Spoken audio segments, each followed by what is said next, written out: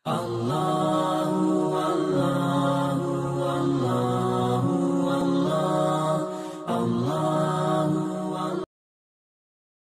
merupakan peringatan akan kelahiran Rasulullah Sallallahu Alaihi Wasallam. Oleh karena itu sudah sepantasnya kita semua bergembira. Mengapa kita harus bergembira? Karena bergembira atas kelahiran Rasulullah itu adalah sebuah anjuran yang dianjurkan oleh Allah dalam Al-Quran. Allah di dalam Al-Quran mengatakan, A'udzubillahi minasyaitonirrajim, Qul bifadlillahi wa birahmatihi fabidzalika falyafrahu wa khairum mimma yajma'un.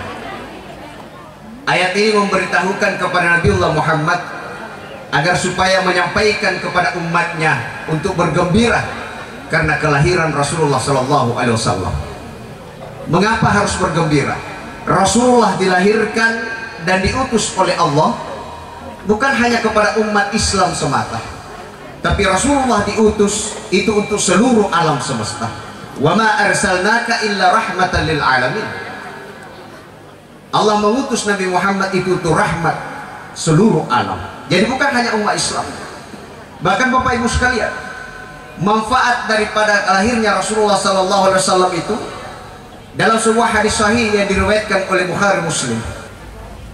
Di dalamnya dikisahkan bahwa pernah pada masa kelahiran Rasulullah Sallallahu Alaihi Wasallam, ketika itu Abu Lahab ini salah satu paman Rasulullah yang merupakan sahabat daripada Abu Jahal.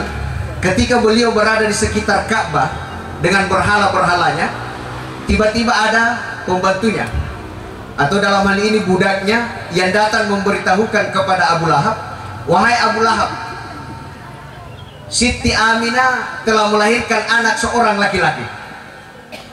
Setelah berita ini diberikan, Abu Lahab gembira sekali karena lahir lagi keponakannya.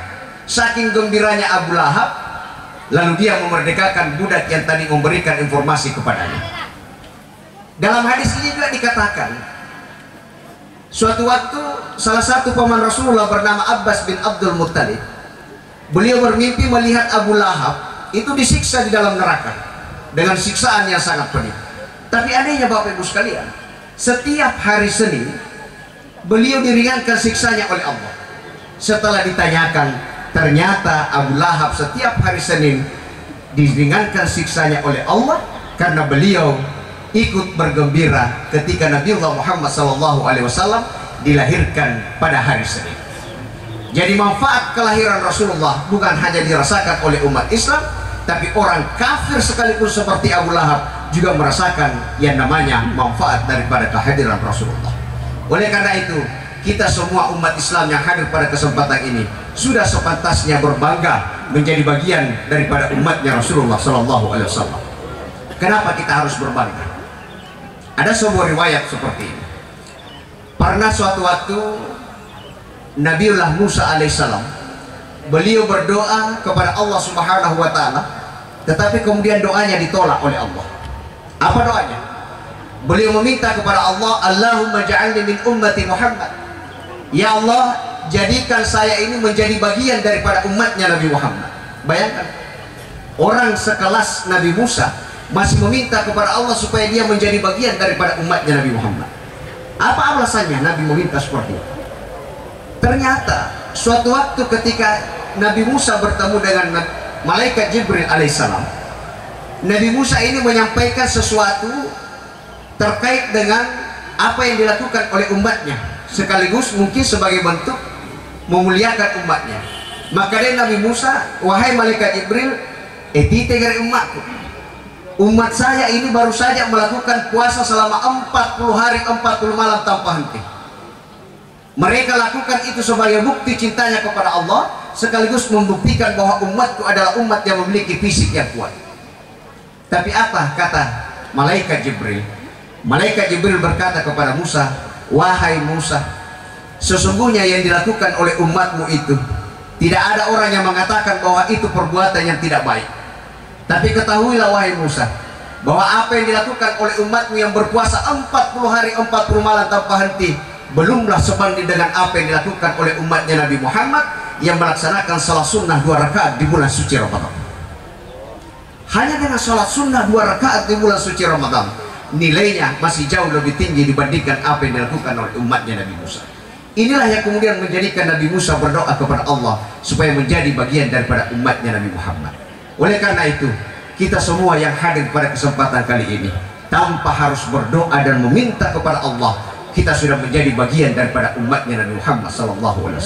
Oleh karena itu, kita harus mensyukurinya, dan salah satu bentuk kesyukuran kita adalah senantiasa melaksanakan apa yang disampaikan oleh beliau, sebaliknya menjauhi apa yang dilarang oleh beliau.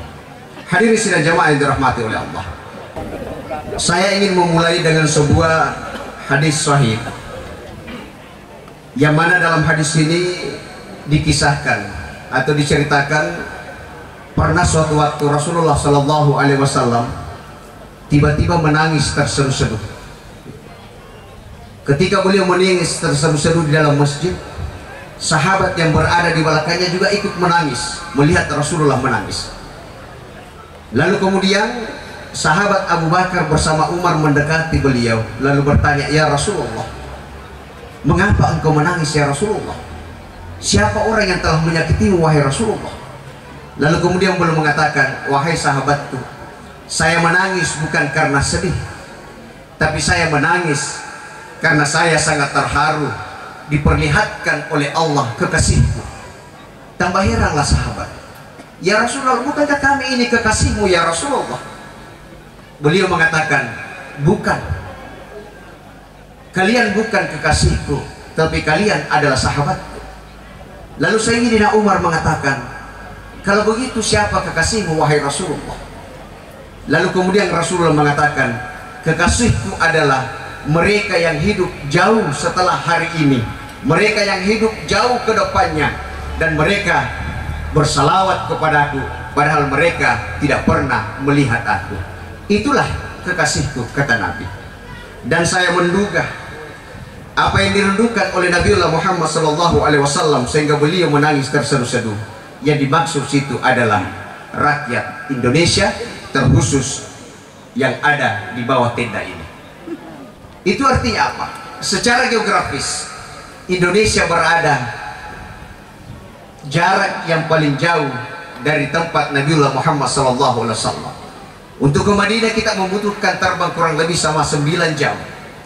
Itu menunjukkan bahwa meskipun kita tidak bertemu dengan Rasulullah SAW, tetapi rakyat Indonesia ini memiliki cinta yang besar kepada Rasulullah SAW. Bahkan dalam catatan yang kami dapat, hanya di Indonesia inilah ada yang namanya majelis taklim. Dalam catatan sampai hari ini jumlah majelis taklim yang ada di Indonesia kurang lebih sebanyak 280.000 majelis taklim. Apa istimewanya majelis taklim? Istimewanya majelis taklim karena syarat dan wajibnya setiap awal pertemuan majelis taklim mereka akan melakukan salawat dan zikir kepada Rasulullah SAW. Dan inilah mungkin yang menjadikan Rasulullah merindukan kita semua. Hadirin sidang jamaah yang dirahmati oleh Allah. Namun demikian Bapak Ibu sekalian, betapa pun yang kita lakukan ini sudah lama kita lakukan, tetapi ternyata masih ada kelompok-kelompok tertentu yang kemudian mengatakan bahwa peringatan Maulid ini adalah sesuatu yang terlarang. Mereka mengatakan bahwa peringatan ini adalah sesuatu yang bid'ah, tidak ada dasarnya yang diberikan oleh Rasulullah bahkan sahabatnya. Apakah pernyataan ini adalah pernyataan yang benar? Kami mengatakan bahwa pernyataan ini adalah pernyataan yang keliru. Kalau yang dimaksud oleh mereka peringatan seperti yang kita lakukan seperti ini, maka betul yang mereka lakukan bahwa ini bid'ah, tidak pernah dilakukan oleh Rasulullah. Tapi saya ingin menginformasikan kepada kita semua, apakah sahabat-sahabat kita ini melakukan hal yang sama seperti yang kita lakukan? Dalam kitab Siratun Nabawi disebutkan, sahabat Rasulullah juga memperingati peringatan Maulid Rasulullah SAW, tetapi dengan format yang berbeda. Yang pertama kita lihat Sayyidina Abu Bakar As-Siddiq radhiyallahu anhu.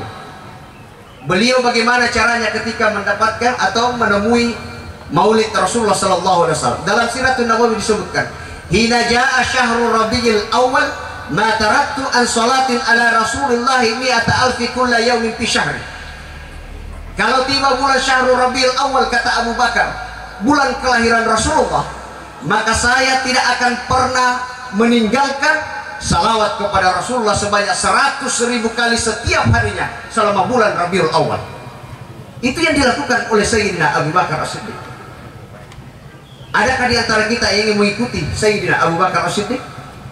Ajamu assalamualaikum ilalan sampajata, itu sudah luar biasa. Lalu bagaimana dengan Sayyidina Umar bin Khattab? Dalam Siratul Nabawi disebutkan, beliau mengatakan, tasaddaqtu ganaman mi'ata kulla yaumin fi syahrin. Kalau tiba bulan Rabiul Awal atau bulan kelahiran Rasulullah sallallahu alaihi wasallam, maka saya akan menyembelih dan mensedekahkan 100 ekor kambing setiap harinya selama bulan Rabiul Awal. Pengorbanan yang dilakukan oleh Sayyidina Umar lebih kepada pengorbanan secara materi. Kita bisa lihat. Tasagalin Nabi Muhammad ke Ibu. 3 juta. Madu pada pagi ya. Taruhlah kita sebut 3 juta. 3 dikali 100. Jalan tuh itu matematika. 3 juta kali 100. 300 juta. 300 juta.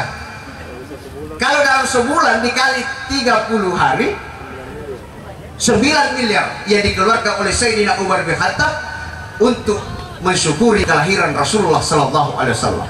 Kalau hari ini saya tanya Bapak Ibu sekalian, Bapak Ibu bersyukur hari ini, apa yang Ibu syukuri atas kelahiran Rasulullah? Semua bawa ember? Tidak. Tapi pula semua bawa telur? Itu bukan pengorbanan Ibu sekalian. Yang ketiga, Sayyidina Utsman bin Affan, apa yang beliau lakukan? Dalam Siratul Nabawi dikatakan, khatamtul Qur'ana marrataini kulla yaumin fi syahr. Kalau tiba bulan Rabiul Awal, kata Sayyidina Utsman, maka saya akan mengkhatamkan, menamatkan Al-Qur'an 2 kali dalam sehari, fi kulli arba'ati raka'atin, di setiap salatku yang 4 rakaat. Jadi Utsman bin Affan pada setiap salat duhurnya, salat asarnya dan salat isanya, beliau akan menamatkan Al-Quran sebanyak 2 kali selama bulan Rabiul Awal. Jadi di setiap rakaat itu beliau membaca 15 juz. Rakaat kedua 15 juz. Rakaat keduanya beliau membacakan 15. Yang jelas beliau setiap di 4 sholat itu beliau menamatkan Al-Quran sebanyak 2 kali. Lalu yang terakhir, bagaimana dengan Sayyidina Ali bin Abi Thalib? Apa yang dilakukan oleh beliau? It'amun miskina asyara masakina kulla yaumin fi syahr. Beliau memberikan makan sebanyak 10 orang fakir miskin setiap harinya selama bulan Rabiul Awal. Dari 4 yang dilakukan oleh sahabat Rasulullah, mungkin kategori Ali bin Abi Thalib lah ini yang kita anggap paling mudah. Tapi apakah kita melakukan seperti apa yang dilakukan oleh Sayyidina Ali? Hadirin sidang jemaah yang dirahmati oleh Allah. Oleh karena itu, kalau kemudian ada yang bertanya, apakah maulid itu bid'ah? Maka kita boleh menjawab, bid'ah. Tetapi bid'ah itu ada 2 macam. Yang pertama bid'ah hasanah, yang kedua adalah bid'ah mazmumah. Ada bid'ah yang tercela, yang kedua ada bid'ah yang terpuji. Bid'ah menurut pandangan ulama adalah sesuatu yang baru. Tapi tidak semua sesuatu yang baru itu tidak baik. Ada sesuatu yang baik. Menurut ulama kita yang dimaksud dengan bid'ah tercela itu adalah bid'ah yang tidak ada dasarnya sama sekali. Sementara bid'ah yang hasanah adalah bid'ah yang punya dasar pada masa Rasulullah. Contoh, sekarang ini kita pakaian Pak, ada yang pakai batik, ada yang pakai baju putih dan sebagainya. Apakah itu bid'ah? Ibu? Bid'ah. Karena bid'ah itu sesuatu yang baru. Ini tidak ada pada zaman Rasulullah. Tapi bid'ah ini adalah bid'ah yang baik. Kenapa? Karena ada petunjuk yang diberikan oleh Rasulullah. Rasulullah dulu pakai baju atau tidak, Bu? Pakai. Artinya apa? Rasulullah menggunakan baju. Hari ini pun kita menggunakan baju, tapi dengan bentuk yang berbeda. Jadi Rasulullah atau Islam tidak memberikan kita tentang terkait persoalan baju. Baju apa yang harus kita gunakan. Jadi keliru juga kalau kemudian ada yang mengatakan bahwa ini baju Islam. Baju agar biasa, baju Islam biasa, mohon maaf, biasa itu baju kurung, orang kata inilah baju Islam. Mohon maaf, itu kan baju Islam, itu budaya Arab. Kalau itu dimaksud dengan baju Islam, Abu Jahal pun menggunakan baju yang sama seperti itu. Jadi kita jangan terlena dalam persoalan-persoalan simbol. Yang jelasnya apa yang sudah kita lakukan pada hari ini, itulah yang kita pertahankan. Tidak usah macam-macam Bapak Ibu sekalian. Kalau kita hanya mampu untuk melaksanakan sholat 5 rakaat yang wajib, itu saja yang kita lakukan. Hanya ciri-ciri yang kasih hal baru, milos tidak usah. Yang dibutuhkan adalah konsistensi, konsisten. Tidak usah banyak macamnya. Kalau yang kita lakukan itu yang bisa kita lakukan, maka itulah yang kita harus lakukan. Tidak usah macam-macam. Hadirin sidang jamaah yang dirahmati oleh Allah. Dari 4 yang dilakukan oleh sahabat Rasulullah SAW ini, apa hikmah yang bisa kita ambil di dalamnya? Hikmah yang kita bisa ambil dalam poin 4 hal yang dilakukan oleh sahabat kita ini, setidaknya 2 hal. Yang pertama adalah yang dilakukan oleh sahabat Rasulullah itu adalah persoalan anjuran untuk melaksanakan yang namanya zikir atau doa.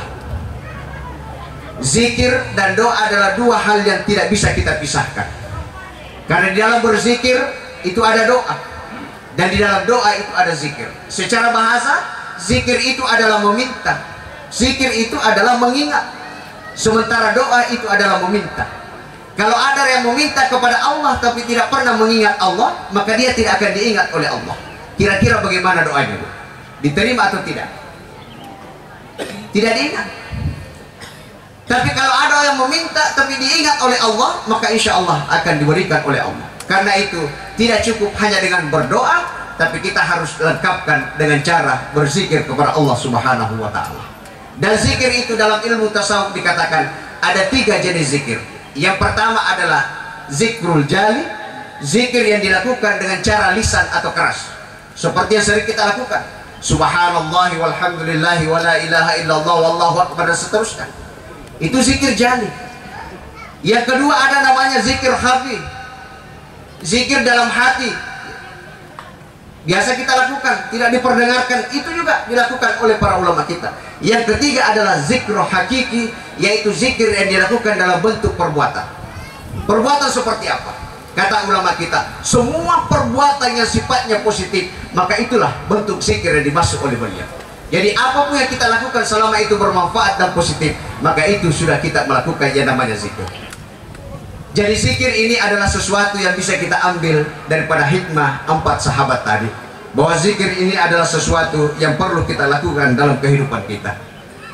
Seringkali ketika kita kehilangan sesuatu yang kita cintai atau sukai, sebutlah misalnya harta, keluarga, ataupun jabatan sama sekali, hati ini menjadi tidak tenang Bapak Ibu sekalian, gelisah, pusing dan sebagainya. Padahal kita sudah meminta dan berdoa kepada Allah Subhanahu wa Ta'ala. Tapi itulah yang namanya takdir Bapak Ibu sekalian. Takdir itu Allah sudah tetapkan, dan tugas kita hanya berusaha. Setelah kita berusaha, tugas selanjutnya adalah berdoa kepada Allah Subhanahu wa Ta'ala. Ala bizikrillahi tatmainnul qulub, karena dengan berdoalah hati kita menjadi tenang. Biasa tuh tuan ke Makkah agak punane doa ada gunanya. Apalagi gunanya doa sementara Allah sudah menakdirkan kita. Bisakah takdir itu berubah? Boleh saja. Apa yang tidak bisa kalau Allah berkehendak? Tapi Allah bisa mengubah itu kalau ada permintaan dari kita. Dan permintaan itu bisa diterima kalau kewajiban kita tidak kita lakukan kepada Allah Subhanahu wa Ta'ala. Sebagai contoh Bapak Ibu sekalian, misalnya Pak Kadis Peternakan, maaf, ini kakanda saya juga ini. Kalau misalnya beliau hari ini berangkat ke Lembang, kemudian ditakdirkan oleh Allah, kendaraannya beliau ini meletus banyak, maka itu pasti terjadi. Pasti terjadi. Lalu kemudian kalau itu terjadi, apa Pak Kadis mengatakan? Tidak diterima doaku ini. Belum tentu Ibu sekalian. Boleh jadi betul takdirnya ini meletus ban mobilnya beliau, tetapi doanya juga dikabulkan. Apa buktinya? Ternyata ban mobilnya meletus persis di depannya Presbank. Itu kan kemudahan. Coba bayangkan, coba naik jauh dari Presbank, itu menyusahkan kita. Tapi karena doa kita juga diterima oleh Allah, sehingga itulah dikabulkan takdirnya. Yang kedua, dikabulkan juga doanya. Jadi jangan pernah berhenti berdoa dan berzikir kepada Allah Subhanahu wa Ta'ala. Itu yang pertama. Yang kedua, anjuran yang dilakukan oleh para sahabat dalam contoh tadi adalah dianjurkan kita untuk melakukan yang namanya sedekah. Sedekah Bapak Ibu sekalian. Kalau zikir adalah merupakan amalan yang paling murah, tanpa harus mengeluarkan biaya, tidak peduli kapan dan di mana saja bisa kita lakukan, maka lain hanya dengan sedekah. Kalau sedekah ini butuh pengorbanan Bapak Ibu sekalian. Tetapi ingat, ini salah satu amalan yang kita lakukan. Kalau kita lakukan tidak perlu ragu-ragu. Bahkan kata ulama kita, meskipun kita bersedekah dengan niat meloyasan atau ria, itu tetap ada nilainya. Tetap ada nilai. Kenapa? Karena sedekah memiliki manfaat kepada orang lain. Oleh karena itu, termasuk sedekah juga Bapak Bupati, seperti disampaikan tadi oleh Bapak Camat, sedekah juga ini adalah merupakan bagian daripada program pemerintah kecamatan kita, yaitu lembang bersedekah lah. Saya kurang tahu, saya lupa lagi Pak Camat ya. Dan buktinya tadi salah satu kita sudah sarankan itu, kita sudah mulai mengadakan atau infak dari pegawai-pegawai atau dari mana saja, dan hasilnya ini kita berikan kepada mereka yang mampu. Dan ini akan kita lakukan di mana saja, termasuk di masjid. Karena masjid itu Bapak Ibu sekalian, sekarang terutama kita semua pengurus masjid Pak, masjid ini jangan selalu disangka bahwa seluruh keuangan itu hanya untuk pembangunan masjid. Jangan Pak. Ya, ke pembangunan masjid mimelo ya ciori degaga purana. Yang kita harus pikirkan adalah pembangunan orangnya di dalam. Bagaimana masyarakat sekitar kita, mungkin ada jamaah kita yang kurang mampu, maka tugas masjid sebenarnya harus membantu mereka yang tidak mampu. Termasuk mungkin jamaah kita ada yang sakit, maka tugas masjid adalah membantu orang yang sakit, setidaknya meringankan beban mereka. Oleh karena itu nanti kita lakukan sedekah di masjid-masjid, dalam artian kita mengumpulkan sedikit demi sedikit, apakah dalam bentuk koin, itu kemudian tujuannya untuk memberikan kepada orang-orang yang membutuhkan, termasuk dalam hal ini zakat yang kita lakukan di Badan Amil Zakat Kabupaten Pindrang. Hadirin sidang jamaah yang dirahmati oleh Allah, inilah hal-hal yang kita perlu lakukan dalam rangka memperingati Maulid Rasulullah Sallallahu Alaihi Wasallam. Artinya apa? Kalau kita ingin mencontoh Rasulullah Sallallahu Alaihi Wasallam, maka contohlah sahabat-sahabat beliau. Dan dari sahabat-sahabat beliau inilah ada dua hal yang kita bisa pegang dalam sisa kehidupan kita. Yang pertama, dalam sisa kehidupan kita ini, jangan pernah kita lepas dari yang namanya zikir dan doa kepada Allah Subhanahu wa Ta'ala. Karena itulah kemudian yang akan menjadikan kita selamat di akhirat. Yang kedua, dalam sisa kehidupan kita ini, janganlah kemudian kita untuk menolak diri atau berat dalam rangka melakukan sedekah kepada orang lain. Jangan kita menunggu kaya untuk kemudian bersedekah, tapi yakinkanlah diri kita dengan bersedekah, insya Allah kita akan menjadi kaya. Tidak ada ceritanya orang yang bersedekah kemudian habis Bapak Ibu sekalian. Tapi coba tanya-tanya orang yang berhasil, orang yang kita anggap sebagai orang yang sukses, tanya mereka, pasti mereka baik dalam hal bersedekah. Itulah yang harus kita contoh. Mudah-mudahan kita semua yang hadir pada kesempatan hari ini menjadi orang-orang yang senantiasa mendapatkan syafaat dari Allah Subhanahu wa Ta'ala. Dan akhirnya, kalau ada kekurangan mohon dimaafkan. Gading tetaplah retak, bunga pun tetap gugur meskipun hujan turun menetes. Sekian dari kami. Wallahul muwaffiq ila aqwamit thariq. Ila Allahi turja'ul umur. Wassalamualaikum warahmatullahi wabarakatuh.